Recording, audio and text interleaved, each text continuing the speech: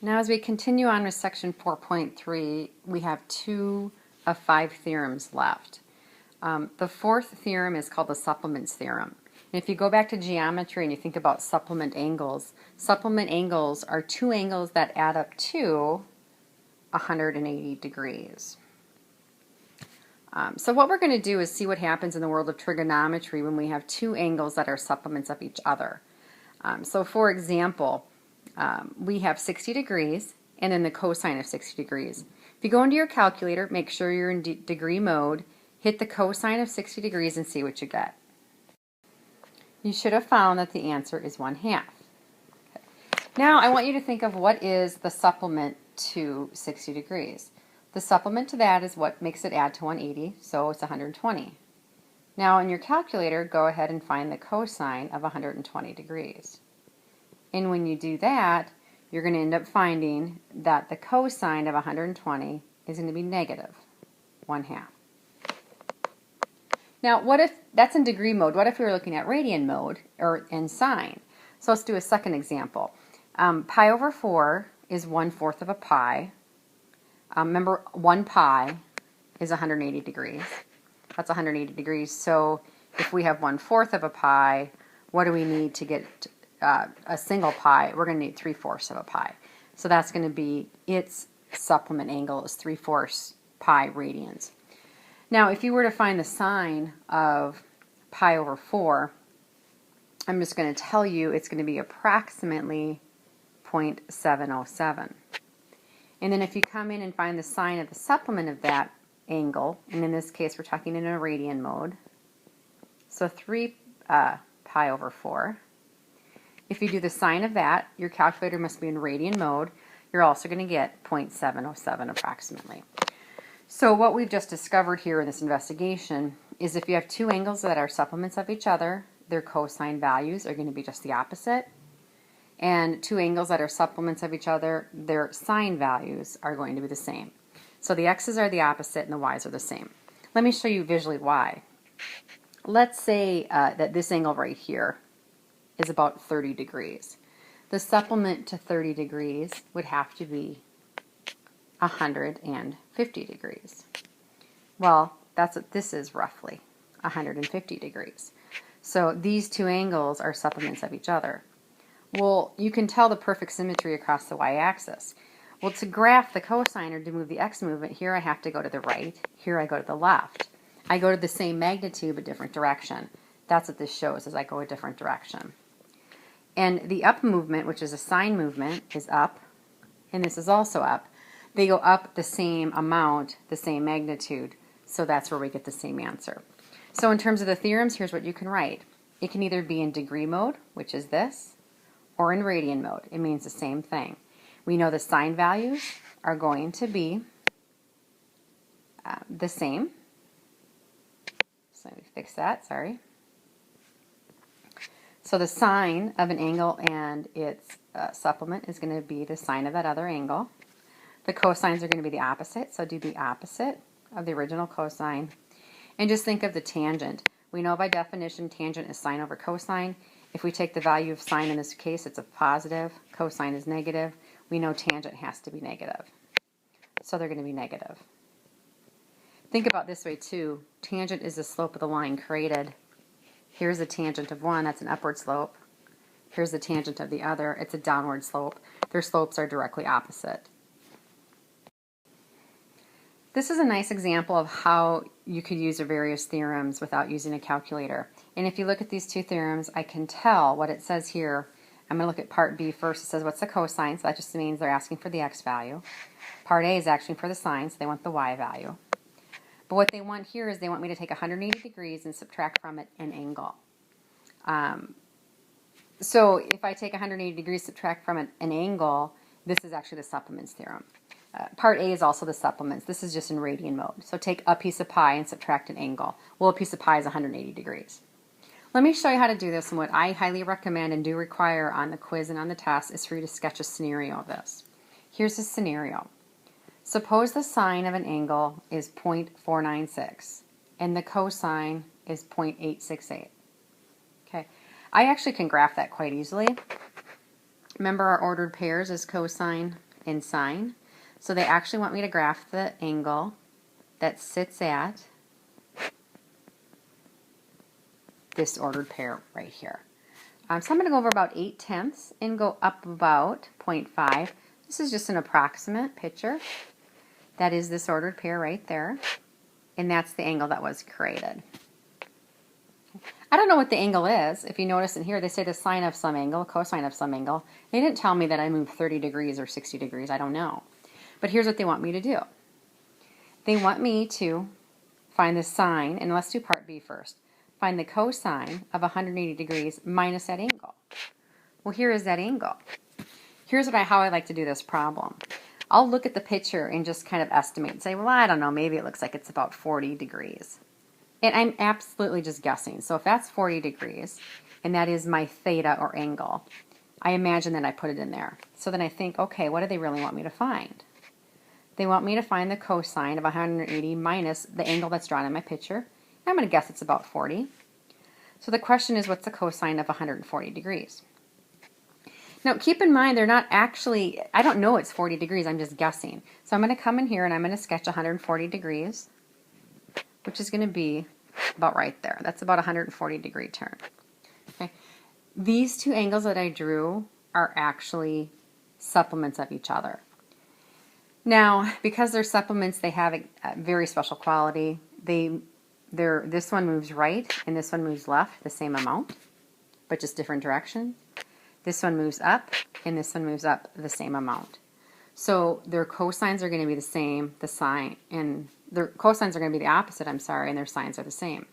So this ordered pair right here is this value.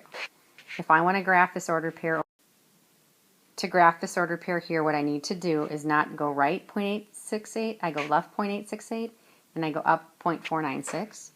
So this ordered pair is negative 0.868, and it's a positive 0.496. So from that problem, can I find the cosine of this new angle? Yeah, the cosine of this new angle that they're asking me for the x value is going to be exactly negative 0.868. And it's really in the picture that I get the answer. Now, part A is asking the same thing, just in radian mode. If you don't like dealing with pi's, what I would suggest doing is just taking this problem and just restate it as this question. What's the sine of 180 degrees minus theta? Again, take our angle. I'm imagining it's 40 degrees. So the angle they're talking about is 180 minus 40 or 140 degrees. It's the same angle over here that we just drew. And they want to know the sine of it. Well, the sine is the y movement, and the sine is right there. So the answer to part A is exactly 0.496. The key here is to realize that the two angles we drew are supplements of each other. And because they're supplements, they have this nice, perfect, reflective relationship. And just realize the cosines are opposite, but the sines are the same. Now let's just break this problem down into a few steps. Given that the sine of 10 degrees is this. Okay, what they've told me is they actually moved 10 degrees, and they have that drawn right here. They moved 10 degrees, so I can actually label that as 10 degrees. And they're telling me the sine is 0.1736. So what I know about this ordered pair, I don't know the cosine, but I do know this. I know that for a fact. They want me to find a value of x other than 10 degrees, and it has to be between 0 and 360, so a full circle rotation, such that the sine of that new angle, whatever that is the exact same sine. So it has the same height. Well, if this is the height of 0.1736, what they're telling you is there's a perfect symmetry. Hop over here, this angle has the same sine. It has to. It has the same height to it. So I'm guaranteed that for this angle, that's the same relationship. Well, what angle is that? Folks, if this is 10 degrees right here, it means this right here is also 10 degrees. That's 10 degrees from a full half circle. Well, if a half a circle is 180 degrees, subtract this 10 degrees on this side, the other angle it would happen for is 170 degrees. Okay, I want to show you another one of these. Again, the hardest part for people tends to be drawing the picture. If you can draw the picture correctly, you can tend to do these. Very similar, but a different scenario. they're telling us here, given that the cosine of 10 degrees is 0.9848. And I'm just going to sketch that. Again, there's our 10 degrees. This time they're giving us cosine, so that's the x value. Remember, cosine comes before sine, x comes before y. So that's the x. I don't know the y. They want me to find a value of x other than 10 for which the cosine of some angle is the exact same thing. Now, the cosine of some angle has to be 0.98. They mean the x value. So what I have to do is I have to find an angle such that I move 0.98. What other angle is it? Well, I could drop down here. This ordered pair here is guaranteed to have a cosine value of 0.9848, or an x value. I don't know the y value. Well, how much did I move in this little black arc here? Well, they're perfectly symmetric right there. I moved 10 degrees. So I moved 10 degrees. So the question is, how much of a rotation is this? Full circle here. 360 minus 10. It happens at 350 degrees. The last theorem is called the Complements Theorem. And again, remember supplements meant two angles add to 180. In geometry, we learned that complements are two angles that add up to 90 degrees. So we're going to look at the scenario in this case. Let's state the complement for 30 degrees and then find the sine and cosine of that. So I want to do this. Let's do the sine of 30 degrees and the cosine of 30 degrees. And in your calculator, what you're going to get, this is going to be approximately 0.866. It's going to be a 0.5.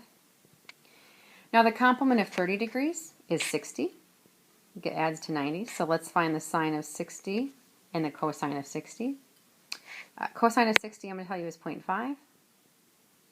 And the sine of 60 is 0.866. So what they're going to have you notice is this. Do you see an angle and its complement? Here, 30 and 60 are complements of each other. What you see happen is when you have two angles that are complements of each other, you're going to find that their cosines and their sines are the same. Remember, cosine is just the x value. So for this particular scenario, this is just the order pair cosine and sine. And then for this one right here, this is just the order pair cosine and sine. So again, what you see happen is the x value here is the y value there. And the y value here is the x value here. And we don't call x and y, we call it cosine and sine. So what you see is this is how they've written it. This is the degree formula. This is in radian mode. Pi over 2 is the same as 90 degrees. And there's 90 degrees, that's 90. What they're telling you is that the sine of an angle complement and the angle and the cosine are the same. Then they tell you here that the cosine of an angle minus of its complement is the same as the sine, which is what you've seen up here and above.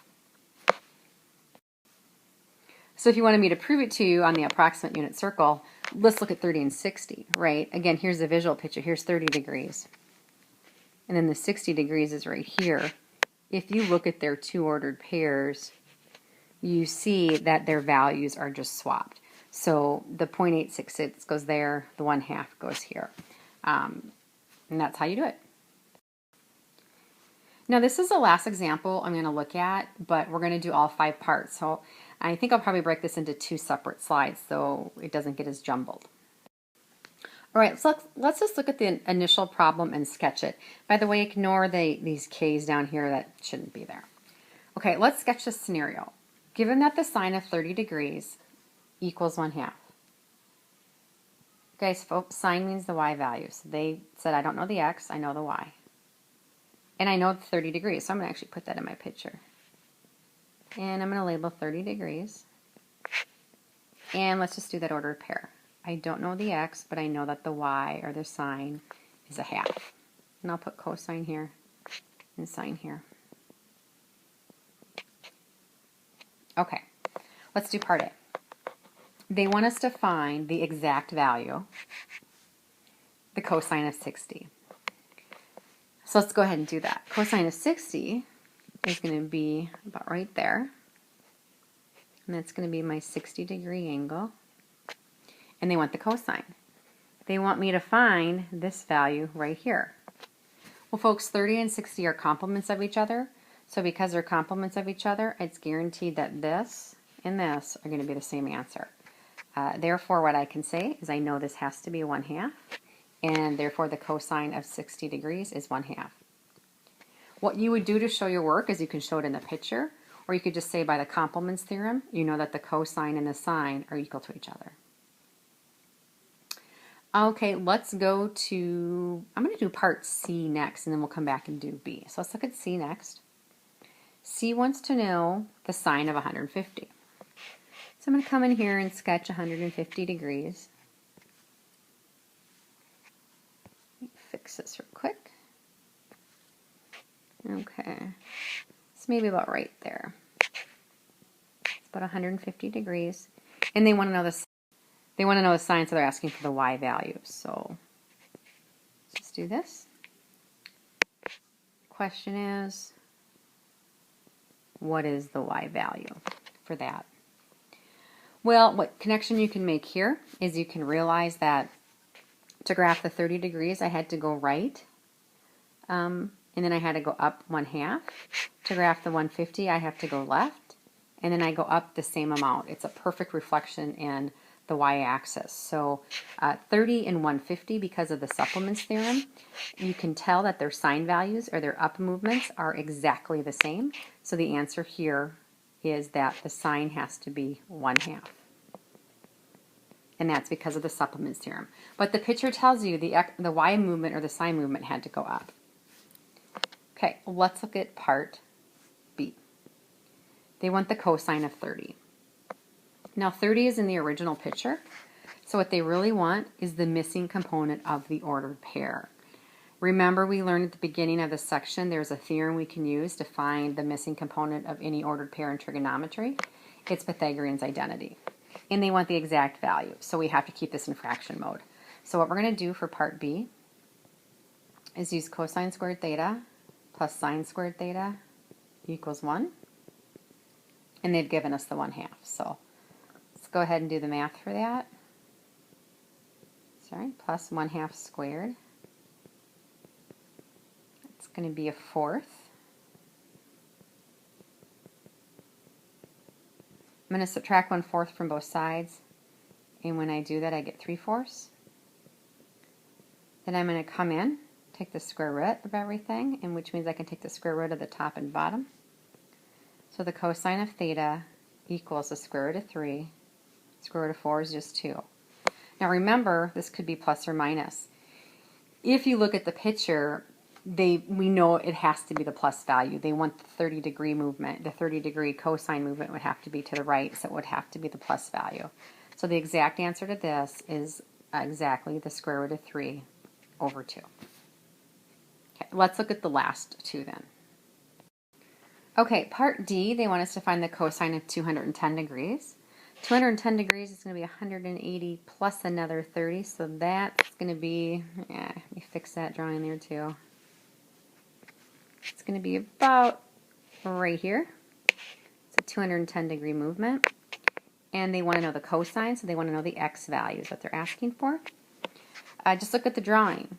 And by the way, we found this ordered pair for square root of 30 degrees. The cosine we said was a square root of 3 over 2. So let me pop that back in there.